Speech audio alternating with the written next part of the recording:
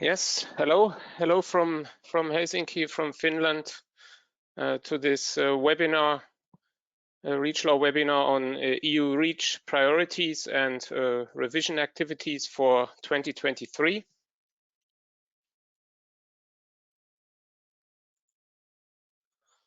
So I will start out with some practical information for this webinar. So as always, invitation to make this webinar interactive. So you're able to send questions to us using the chat. So please make use of this, and we'll try to answer your questions in the Q&A if time permits, and of course if the question allows that. Those questions which you have been sending to us prior to the webinar, they have been considered for the presentation.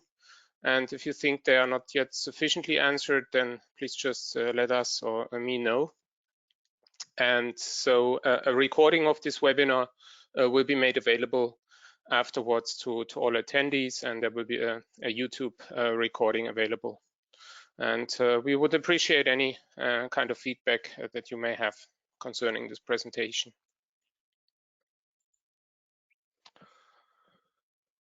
So here you find the agenda for today.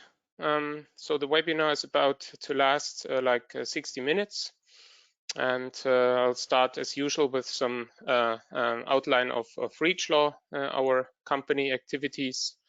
Then I will give a brief introduction on the year ahead on the regulatory agenda. Then the first main part will deal with the EU REACH. So what are the risk management priorities coming up? This fourth section will be some highlights from the recent update of the ECHA guidance on intermediates. In part 5, I will give you an overview of the status and the next steps for the REACH revision, which is ongoing. And in part 6, I'll shed light on some other revision activities in the EU related to the CSS, or also the Circular Economy Action Plan, like CLP and ESPR. In the 7th section, I will address the Commission recommendation for safe and sustainable chemicals and materials. And last but not least, we will have some conclusions and outlook, including also some timelines for this year, but also reaching beyond. And then I hope we still have time for a good amount of questions and answers that can be addressed with all of you. So yeah, this is just our standard disclaimer and copyright notice for this presentation and the material presented. So please take note of this.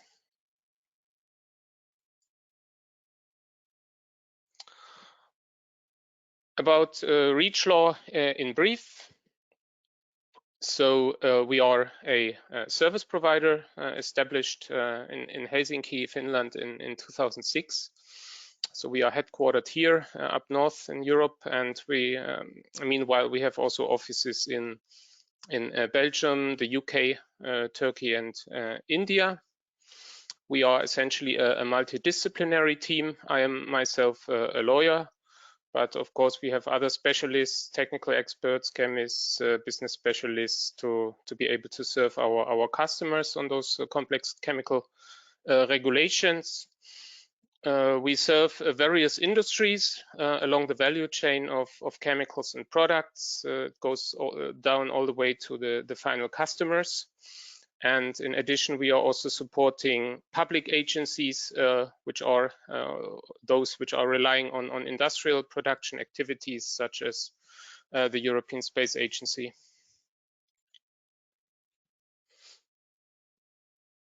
So we specialize in chemical regulatory compliance and sustainability. And in this regard, we provide support on EU REACH and CLP, and similar chemical regulations globally also. So, and increasingly our support also extends beyond chemical safety requirements, more to requirements dealing with circular economy and sustainability or other sustainability aspects.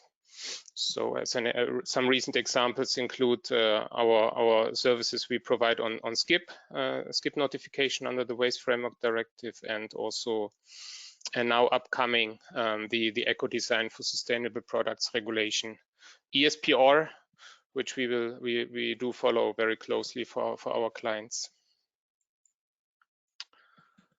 So please also be informed that we have this YouTube channel with REACH Law Talks, and so you will also find a recording of this webinar available there after the event.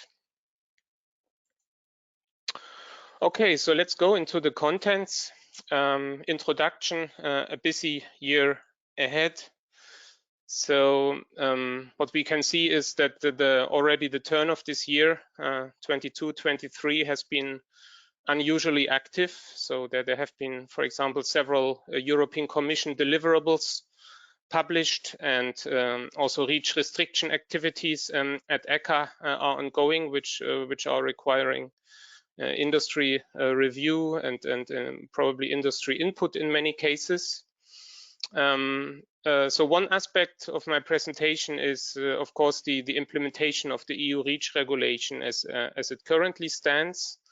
So we will have some important milestones this year, again, for key substances of very broad interest, such as chromates, metallic lead, bisphenols, and or PFAS, but this is of course not exhaustive.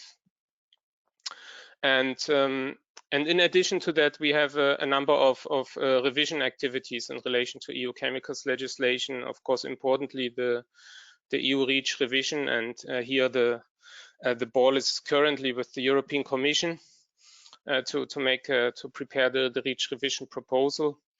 And so there are currently only very limited possibilities for further industrial interventions until the Commission will have published its proposal probably later this year. And yeah, and as I already said, also beyond EU REACH, we have other ongoing revision activities such as CLP, the new ESPR regulation. We have the concept of safe and sustainable by design. And we also have a transition pathway for the chemicals industry. So there, a document was just released by the European Commission, a very comprehensive, interesting document. And in addition, we also have, of course, as always, some unknowns in the year. We have to see also timeline-wise how will all the actions progress, and maybe there are some surprises out there which we don't know about yet. So the focus of my presentation here is rather on the horizontal pieces of chemicals or product legislation, rather than on product specific laws, which is kind of a limitation, but still you will find this overview quite comprehensive, I think.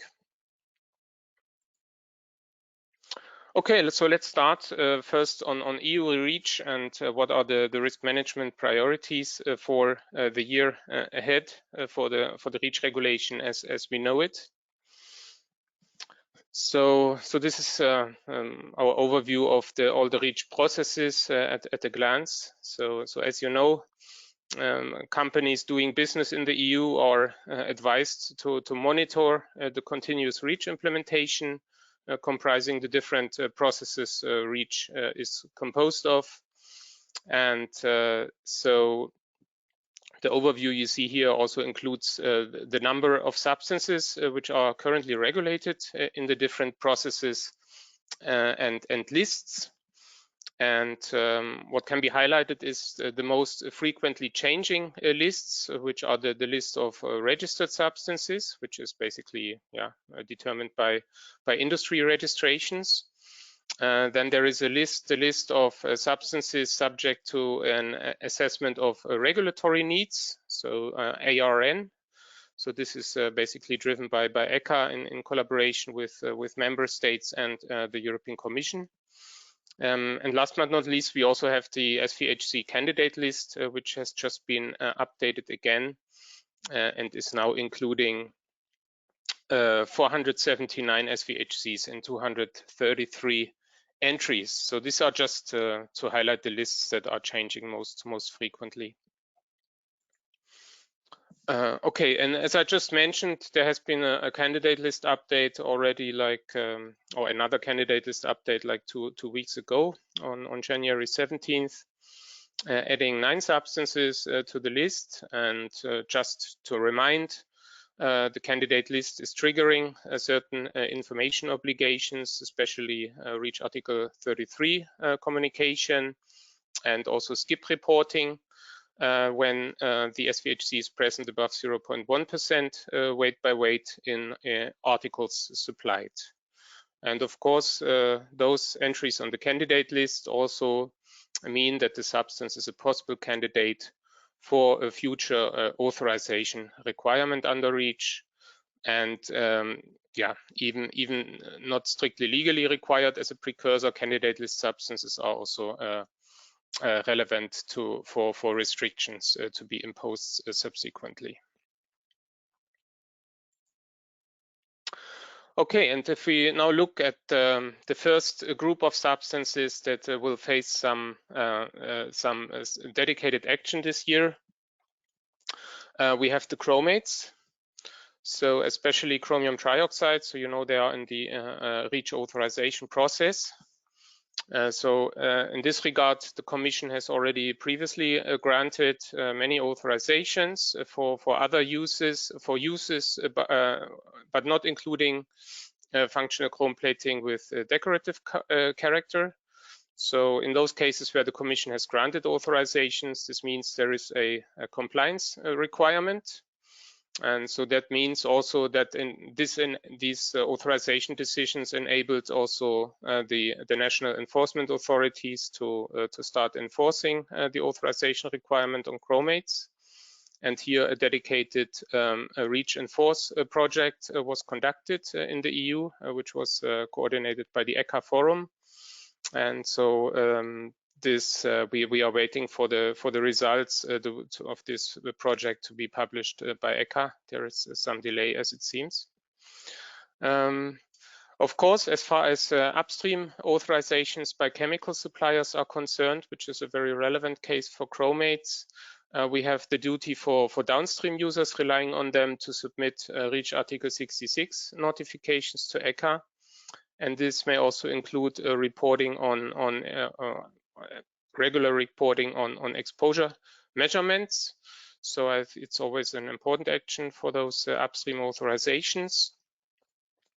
And then we have specifically for the famous CTEC-SUB authorization decision granted decision by the Commission of December 2020. We have the annulment action by the European Parliament against the Commission over this decision, and we are expecting here a judgment by the Court of Justice of the European Union soon. So if not in this quarter, then at the latest by June. And the Advocate General to the court has already supported this annulment in an opinion of last October, as many of you will know. And now looking forward at the next wave of applications, the European Chemicals Agency is expecting several tens of applications on plating. And importantly, this also includes the review reports for CTEC-SUB, which are planned to be submitted on the 14th of February. And then we also expect some other review reports on new applications, which can be either by sector consortia. For example, we have the ADCR Consortium for Aerospace and Defense, but there will also be individual company applications. And so this is quite a massive exercise again, which has some important milestones at the beginning of this year.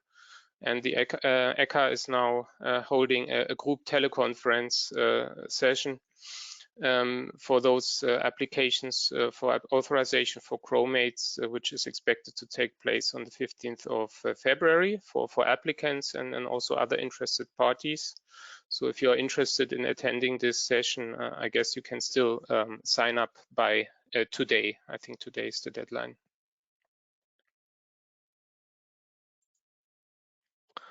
Then the second substance I would like to highlight is metallic lead. So as you know, this is metallic lead is strictly regulated in the EU already. Has been added to the REACH candidate list in 2018. And now last year the European Chemicals Agency has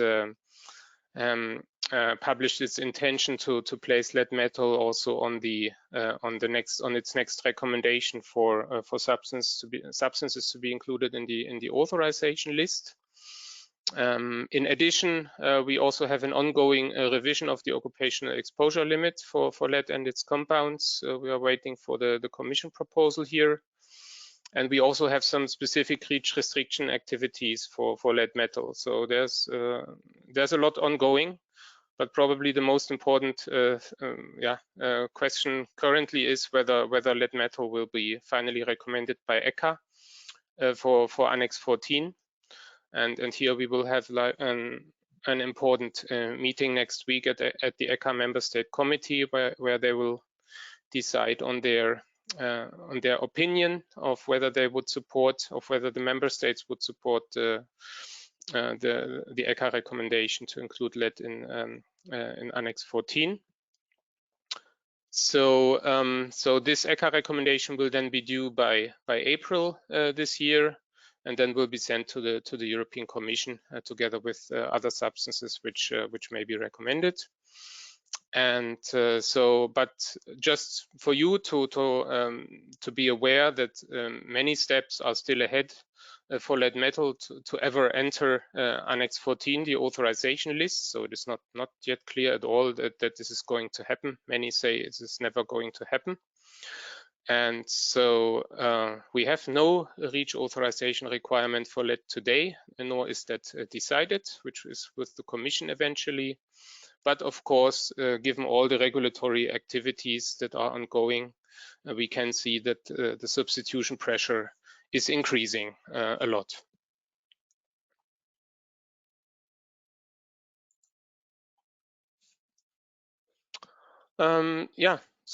Just highlighting some other evolutions of the candidate list and authorization list this year.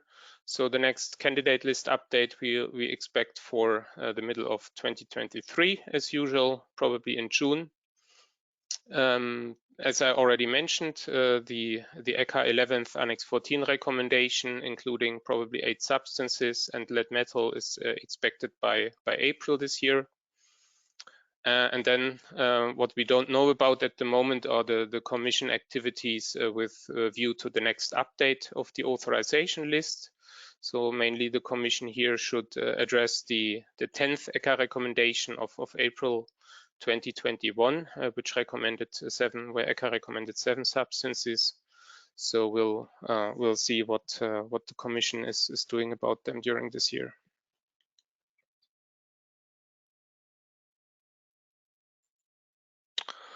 Then moving on from the authorization to the restriction process.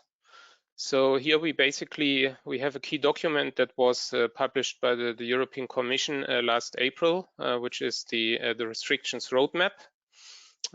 This was published under the chemicals strategy for sustainability.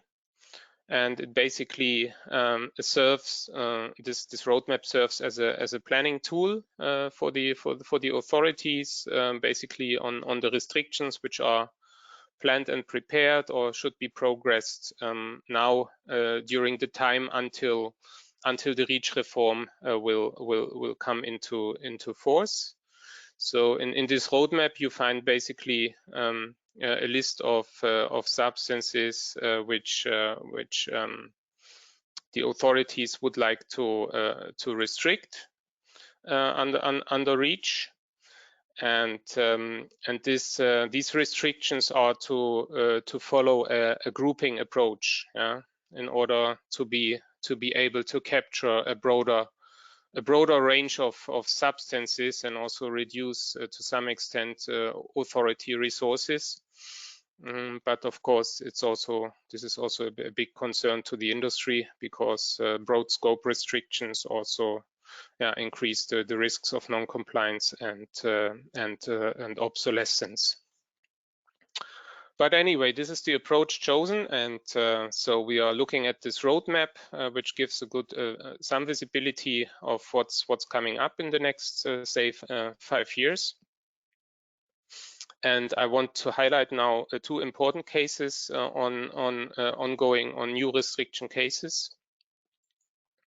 First example is the bisphenols. So here there is a restriction proposal by Germany to minimize emissions of bisphenol A and initially 4 other bisphenols of similar concern. So in total 5 bisphenols because of their endocrine disrupting properties for the environment.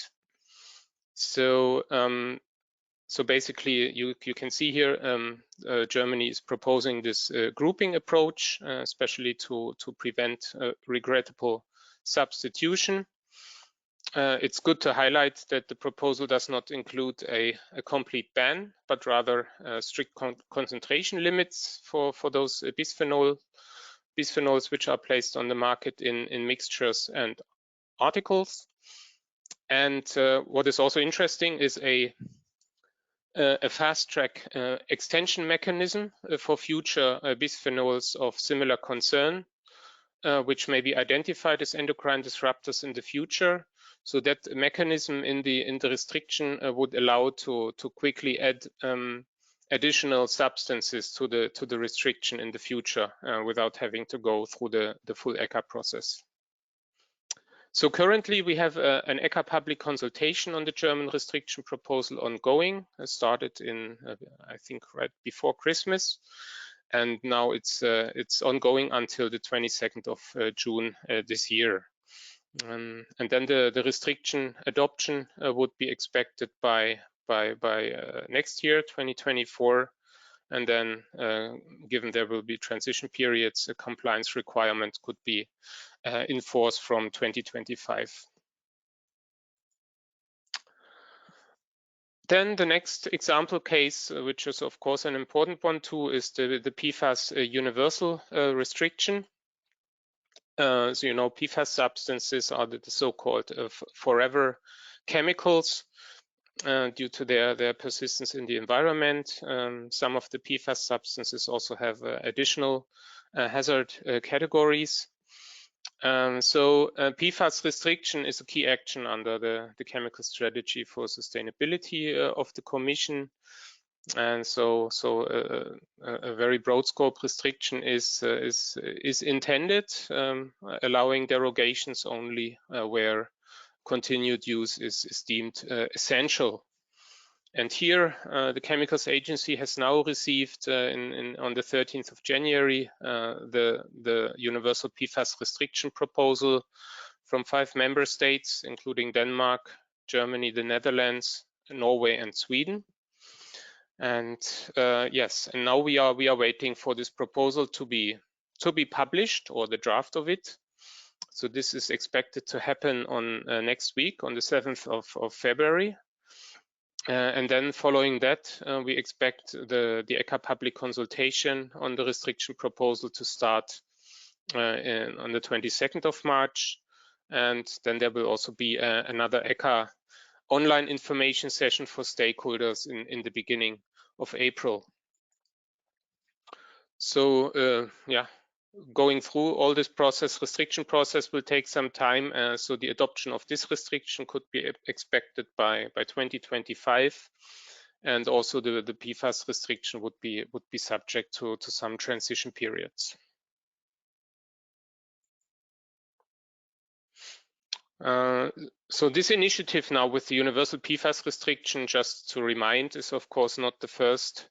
Is not the first measure on regulating PFAS substances. So this has been going on for many years already. A lot has happened or is ongoing also for individual substances or uses.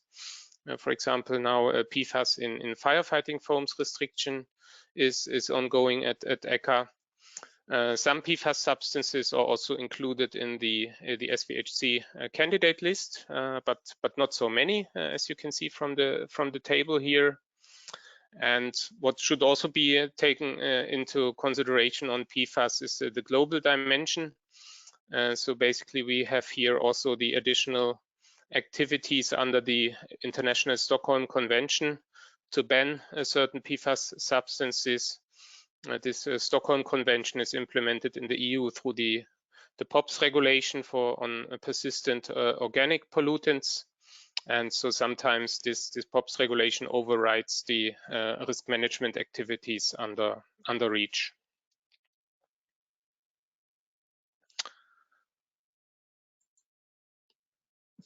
And of course, these were just two example cases.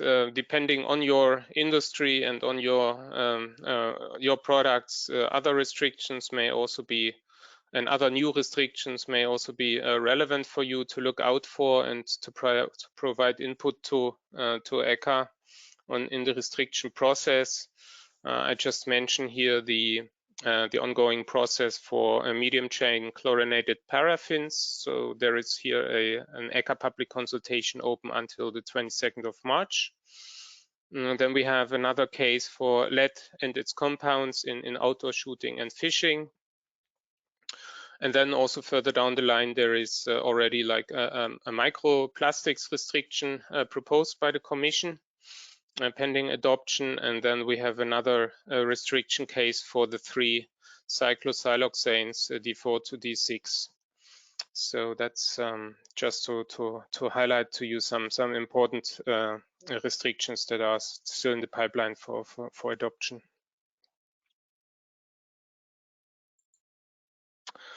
Okay, and with this could come to the next section, which is the ECHA updated guidance on intermediates. So we have a document now of, also this month, January, guidance on intermediates, and it basically is the response to the General Court's judgment of October 2017 in the so-called acrylamide case. And so ECHA says that it has made some technical adaptations in response to this judgment. So basically, there has been an update of Appendix 4 to the guidance, quite a substantial update covering many pages. So basically, what has been now included is a new definition of intermediates as agreed between the Commission member states and ECHA last year. So what you will find in this Appendix 4 are now 3 conditions to be fulfilled to have an intermediate use. And this again can be broken down into 11 questions that you have to answer to check for your intermediate uses. Notably, it should be highlighted that intermediate use, according to the authorities, still excludes the use in the production and the treatment of articles, because this is not considered as the transfer or the manufacturing of another substance. But what can be recommended to you if you rely on intermediate uses is definitely to take the guidance and check whether your intermediate use is still valid. As you know, this is relevant for registration, but also for exemptions from authorization and restrictions.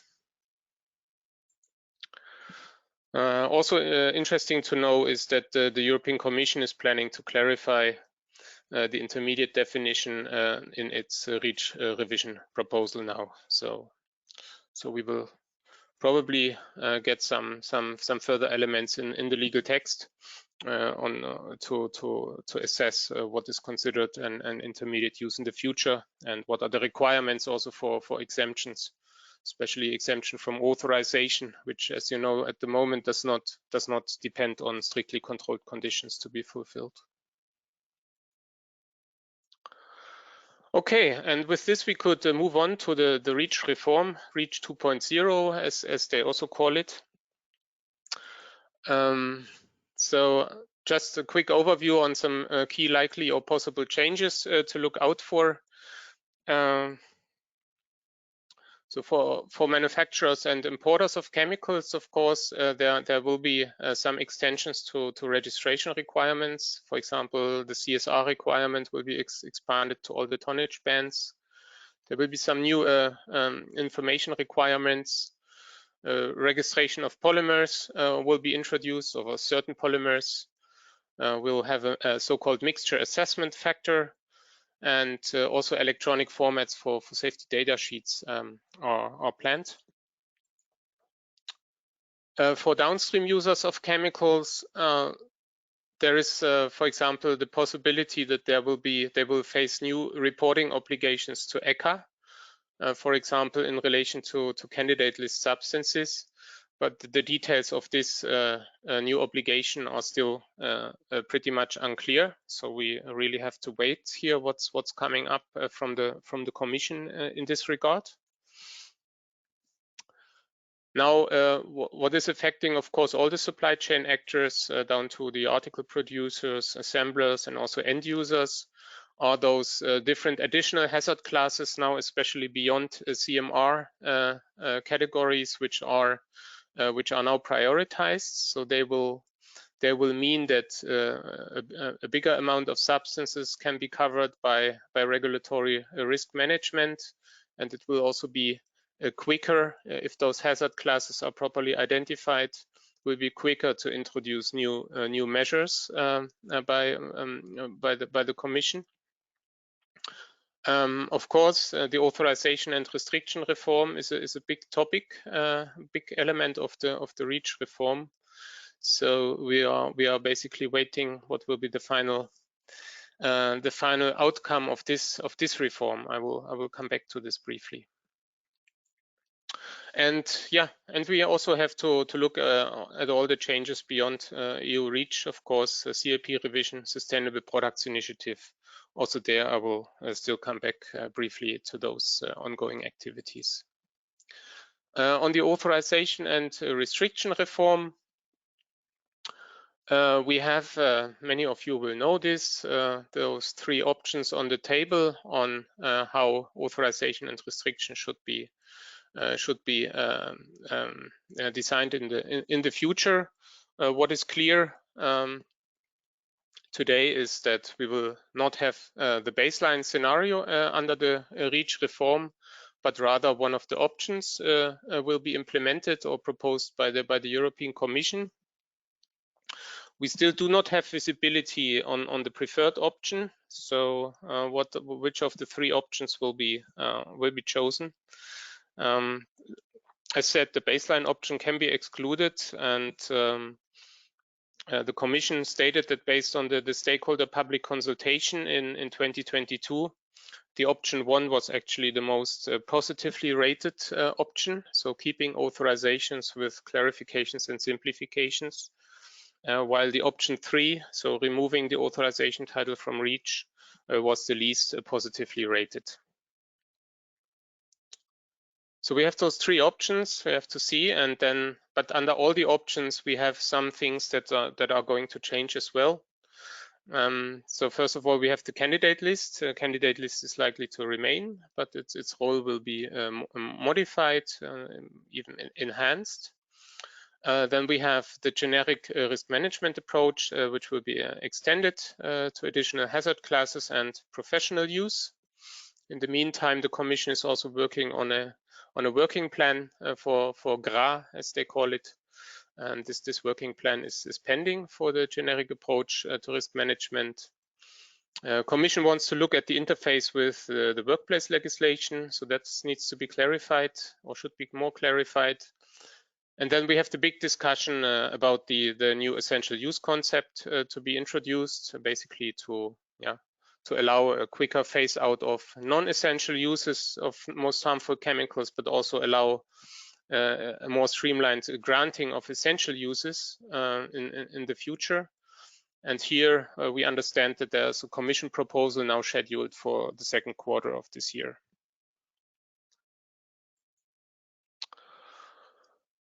Yeah, so a major milestone on the REACH revision has been the public consultation of the stakeholders in the beginning of last year. It ended in April 2022. This consultation has triggered close to 800 responses from stakeholders, with industry being in the majority. The European Commission has published a high-level factual summary report on the consultation outcomes. So basically, the picture with the key topics quoted by the stakeholders you see here presented on this slide. It's from the Commission paper, and so basically a full analysis of the results of the stakeholder consultation will be included then in the or will be annexed to the Commission's impact assessment, which we expect will be published together with the Commission proposal later this year.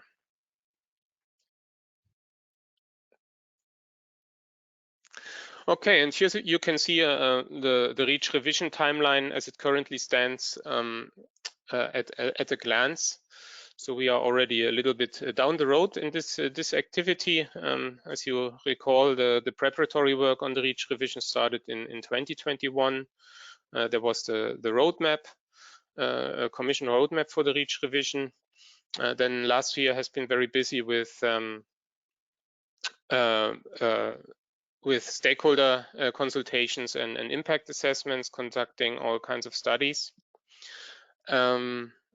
This phase is now over, and we have and the ball, as I said, is now with the Commission to draft the REACH revision proposal, and we currently expect the finalization of this Commission proposal in the last quarter of this year, and then the process would move on to the co-legislators, so the European Parliament and the Council, so that we are currently looking at an adoption of the REACH reform by 2025, around 2025.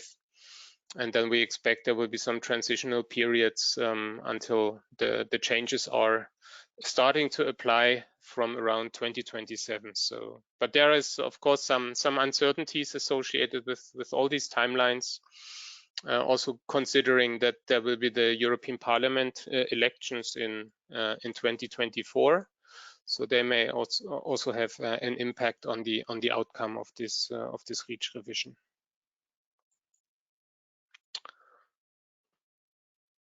So we are basically waiting what the Commission is coming up with now. Now, still, I want to highlight some other CSS-related revision activities in the EU. So there are actually quite a high number of initiatives in the EU at the moment under the European Green Deal of 2019, which is, as you know, aiming to transform the EU's economy for a sustainable future. And the activities in this regard are clearly going beyond the chemical safety. You know, chemical safety is addressed mainly in REACH and CLP. But now we have also additional topics that are becoming more prominent, such as environmental footprint reduction during the product life cycle, resource efficiency, and circularity. So all those objectives are now also be subjected to increasingly to legal requirements. Overall, we can see that the current situation is really characterized by high complexity and uncertainty, especially for the industry. What I will now highlight are just two specific revision proposals which were published by the European Commission last year in this context. The first one is the CLP revision. So you know, REACH and CLP are closely linked. And on 19th of December last year, the European Commission has published its final package on the targeted CLP revision. So this package includes the impact assessment, very comprehensive. Then a Commission delegated act to introduce a new hazard classes and classification criteria in CLP.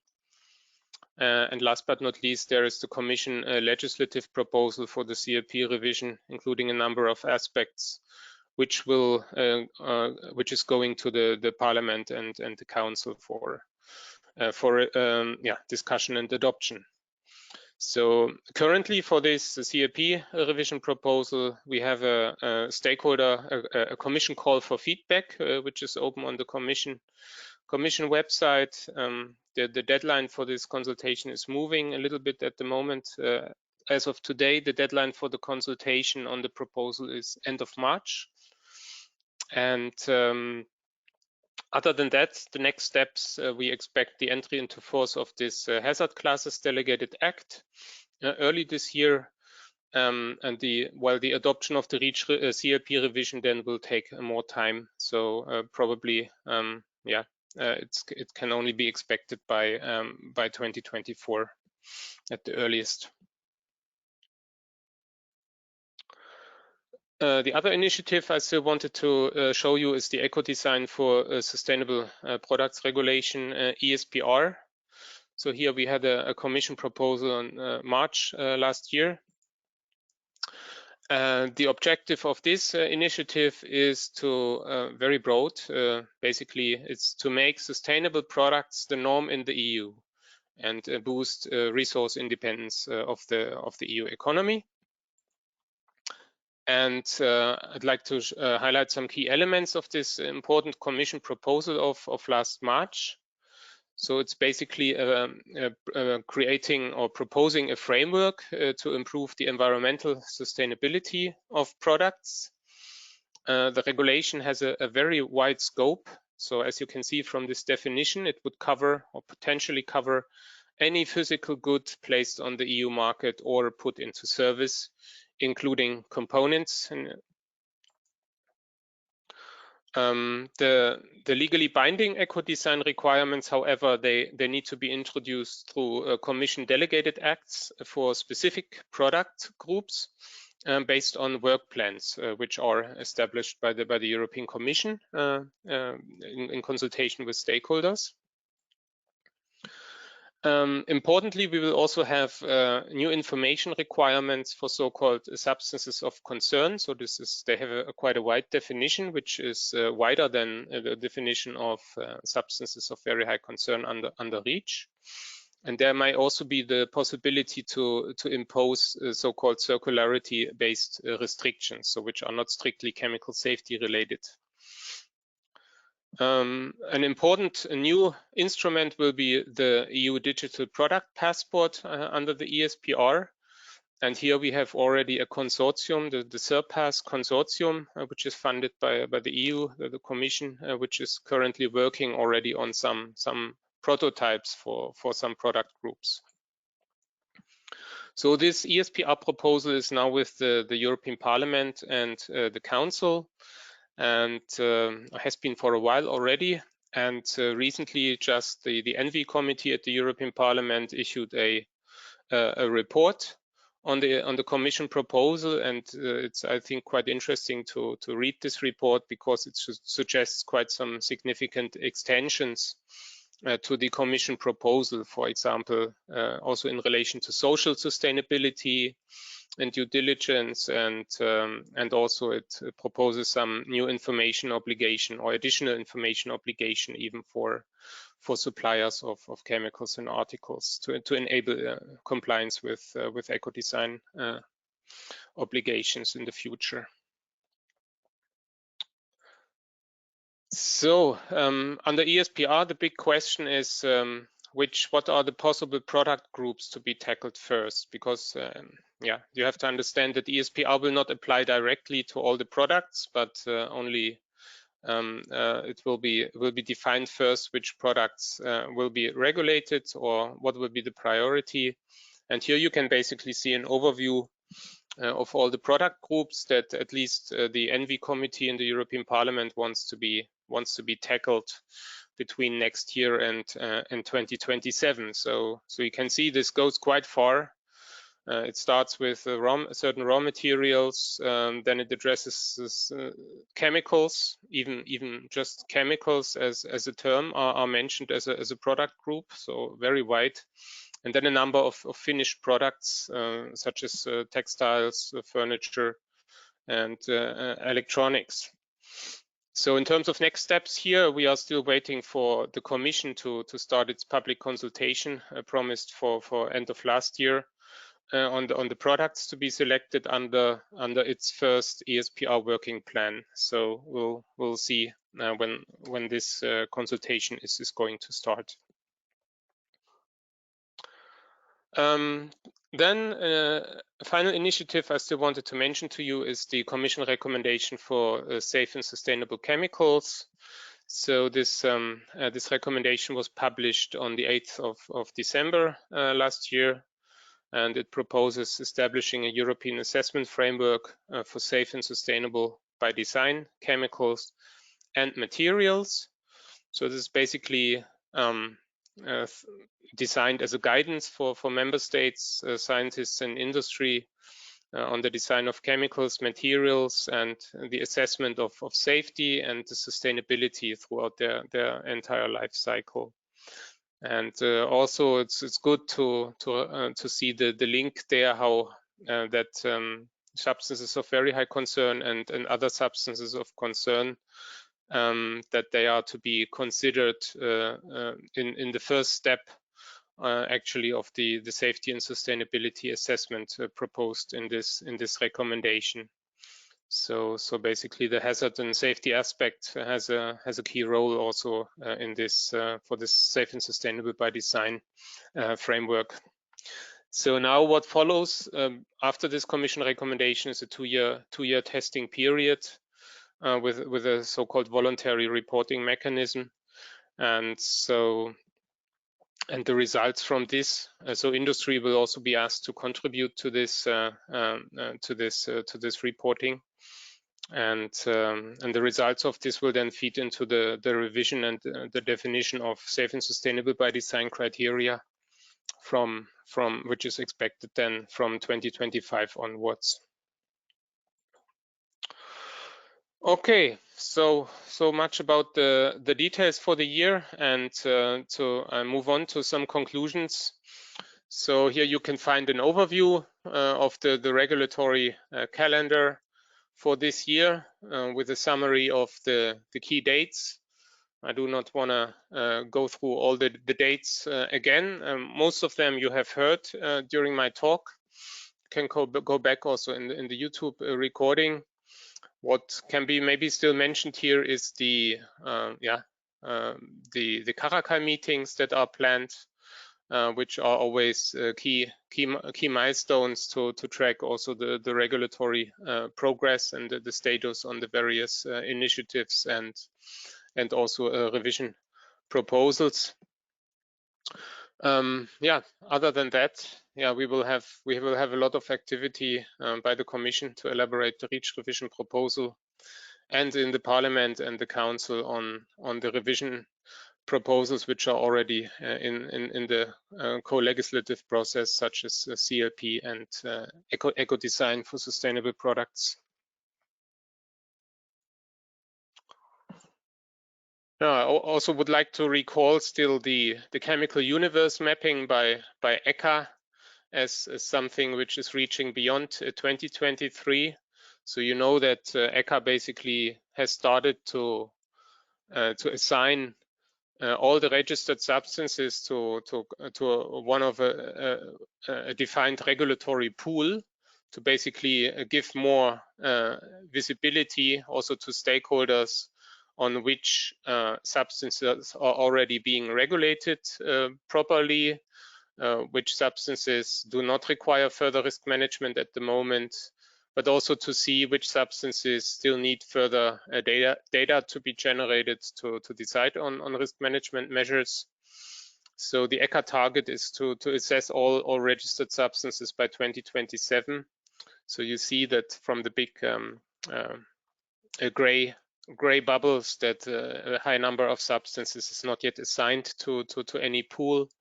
And also from the red bubble, you can see that for a high number of substances, data generation efforts are needed, for example, under ECHA evaluation process. And last but not least, I also wanted to still show you the EU chemical regulatory roadmap as was now just published by the European Commission in its transition pathway for the chemical industry.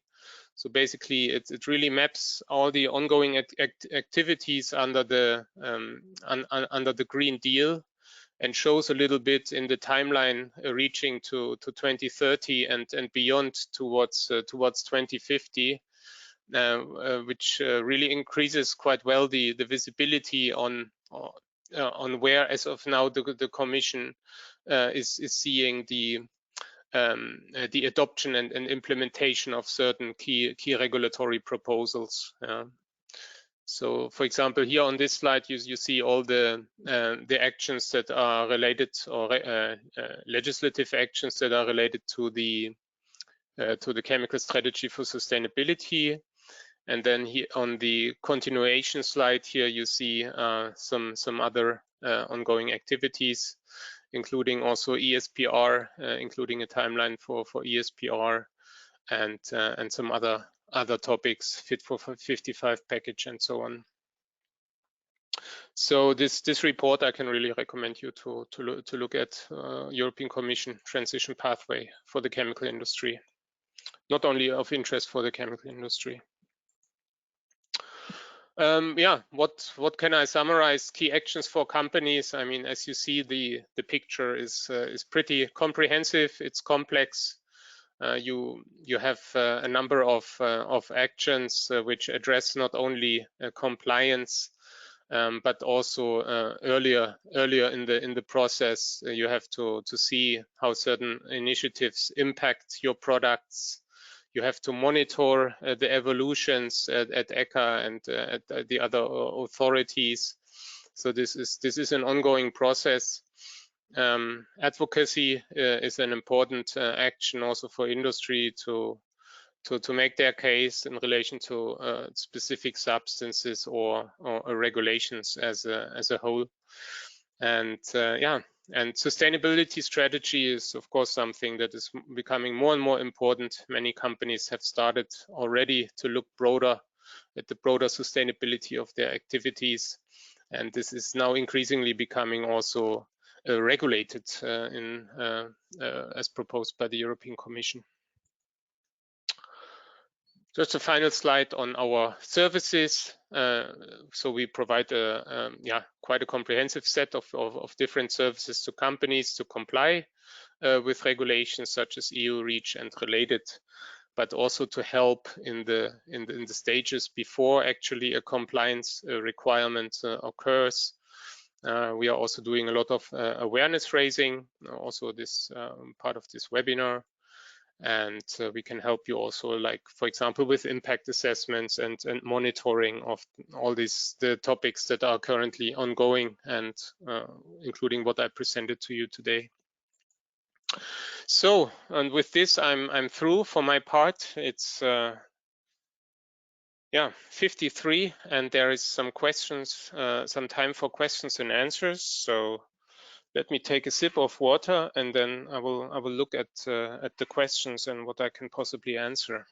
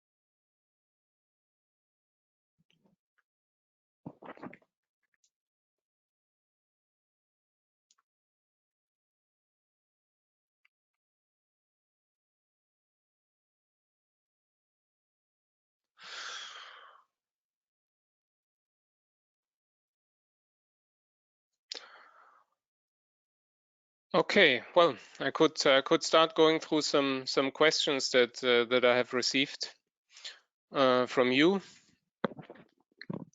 So the first question is, in relation to PFAS, are PFAS planned to be banned or restricted?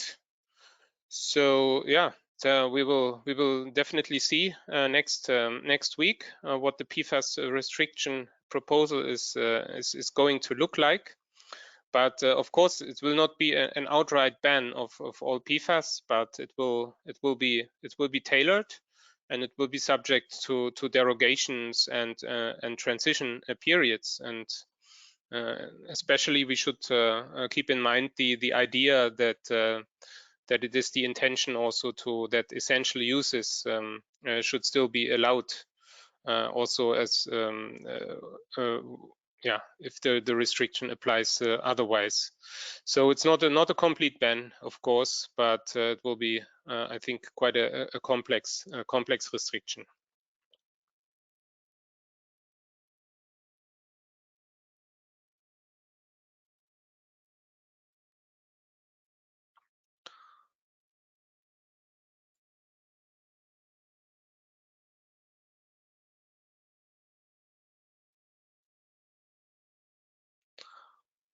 A number of questions have been received on ESPR. For example, is it already known if ESPR will be applicable for business to business also? And the answer to this is clearly business to business activities are also in scope of ESPR. But of course, it's the question now: what are the product groups which will be prioritized first by the Commission? So of course, there is a key priority on consumer products to start with, but maybe we wait for the Commission public consultation, which is expected as a next step. Then also on ESPR, are there exemptions from the ESPR proposal, such as pharmaceutical industry or medical devices? The answer is no. I mean, there are very limited exemptions only in ESPR for like food and feed. But you have to, the exemption clause is quite limited, as you will find in the Commission proposal.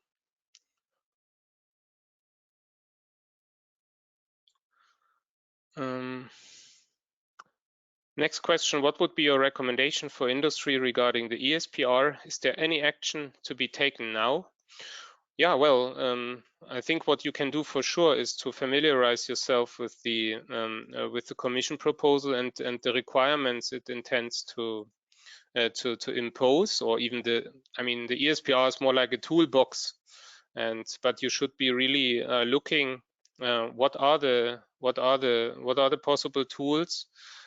Also, what are the sustainability aspects that are possible potentially be regulated by ESPR? So it's a very long list of aspects in addition to substances of concern that can be regulated. Also, I would recommend you to follow early the developments on the digital product passport. Maybe also influence the activities towards introducing the passport.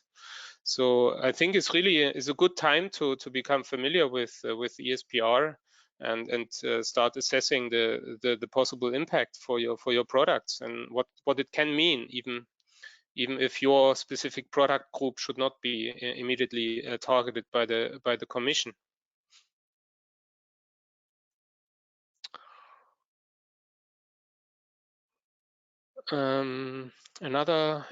There's also the question whether there has been any further development on the essential uses concept. I mean, the latest news that we still have is from the last Caracal meeting last November, when the consultant for the essential use study presented the outcome, the high-level outcome of the study, and which was not to the satisfaction of some of the industry stakeholders. What we are now waiting for is basically the full report from the consultant, which I understood was to be published by the beginning of this year, but nothing is visible.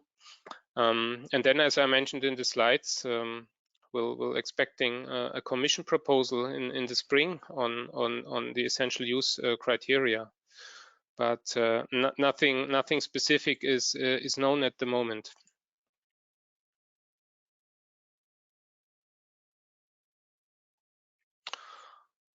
And yeah, and I think with this I should close the Q&A for now. It's 1600, which is 3 p.m. in Central Europe. So I thank you very much for your attention. I hope this has been a useful webinar for you, and you are of course free to contact me and Reachlaw at any time if you have specific questions or if you need support in relation to the different actions also that are highlighted in this presentation, or also something that was not addressed. And then we are happy to see whether we can help you, especially bilaterally, any further. So thanks a lot for your attention, and I wish you a good continuation of this February, which started today. Bye bye.